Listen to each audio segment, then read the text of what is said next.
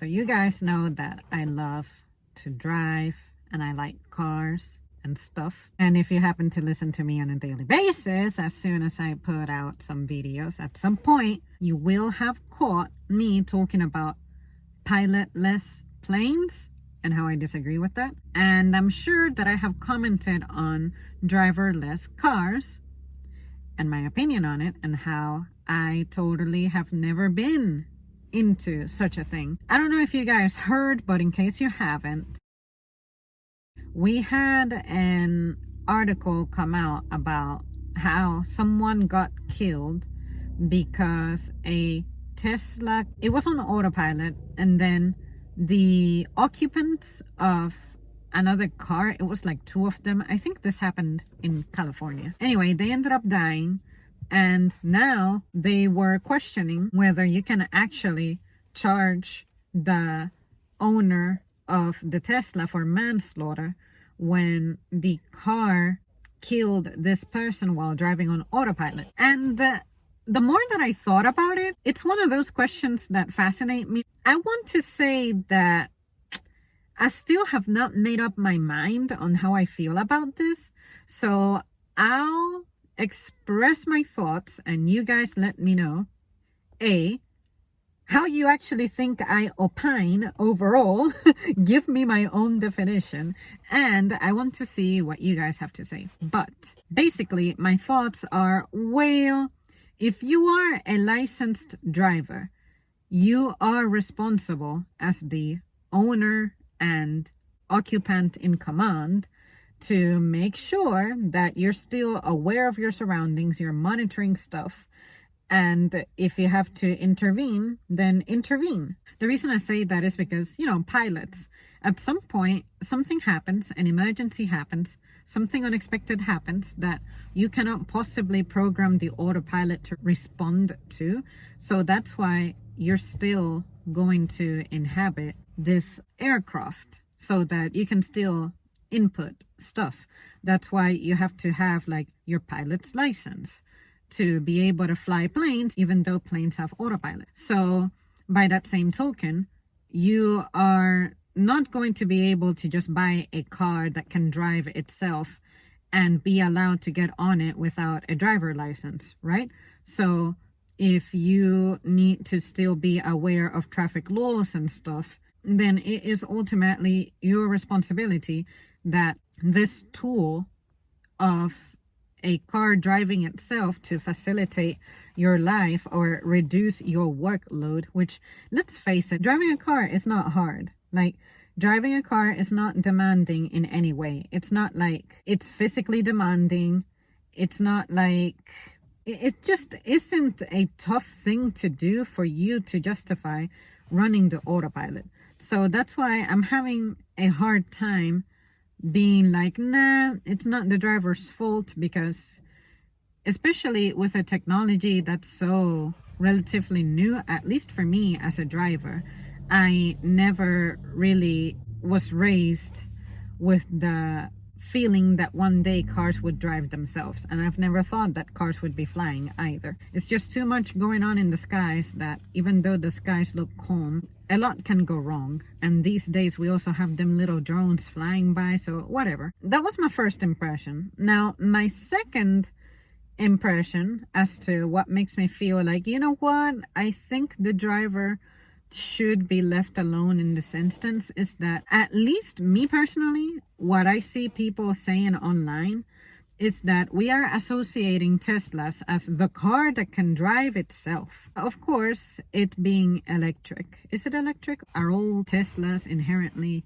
electric? I don't know. I don't care. But that is pretty much what I think makes Tesla appear attractive. The car can drive itself and you can trust it and this, that, and the other. For me, if a car is designed with a steering wheel and pedals and all these other things, then you are responsible as a driver. Now, if you were stepping into a vehicle that didn't have a steering wheel, it didn't have its own driver, like human driver, and it's just a car that finds you and you hop on it and you have absolutely zero control, zero input, zero way of, I guess, fighting the autopilot car, AI, whatever you want to call it, then of course at that point you're completely relieved of responsibility. Now, if it's one of those cars for your personal use, you are responsible for the coordinates, I guess, that you plot into the car. But if you don't have a way of controlling what the car is going to ultimately do, there's just no way that you can be held responsible, even if it's your personal vehicle. I think that to a certain extent, Tesla is at fault only because, again, it seems to me like they're pushing this image of you're making the consumer feel like this car is reliable, this car can be trusted on autopilot. But what about drivers who are not careful? What about drivers who run red lights? What about drivers who, say, under bad weather, just behave a certain way? Just any number of things. So in a sense, I want to say it's Tesla's fault, but at the same time, I feel like you as a human should have some damn common sense to not leave a car unattended.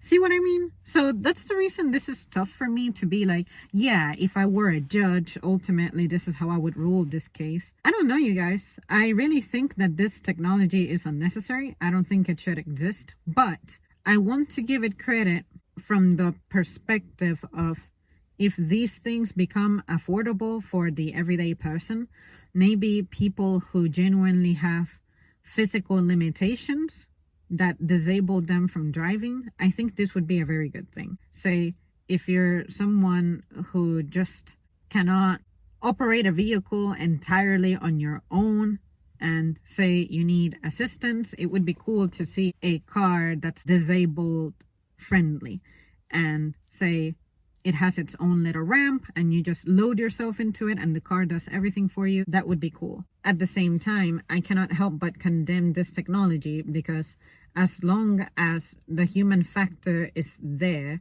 then I don't think that this technology is ever going to really be able to function in the way that it's intended to. And the most important takeaway here is unexpected shit. Is this car well programmed to react to, say, when human drivers drive recklessly? Is this car able to make those kinds of decisions?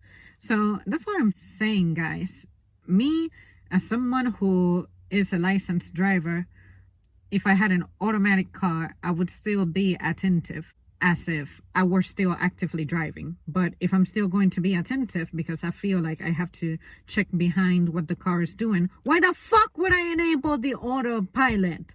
I might as well take full control. So anyway, I wouldn't even know what the autopilot on these cars look like to be able to be like, yeah, this is how much attention I need to pay. This is how to disable, disengage, take control back. Maybe it's a whole lot simpler than it sounds in my mind. But I just find that anytime a computer is involved in something that a human should have been taking care of, then it's hard to build a case to defend the person. You guys let me know how you feel, because I'm telling you, I have not fully decided how I want to think. I want to, in a sense, blame Tesla for selling its product like it's, God's gift to humanity. It almost sounds like they pride themselves in that manner. But also, I want to condemn the person because have some common sense.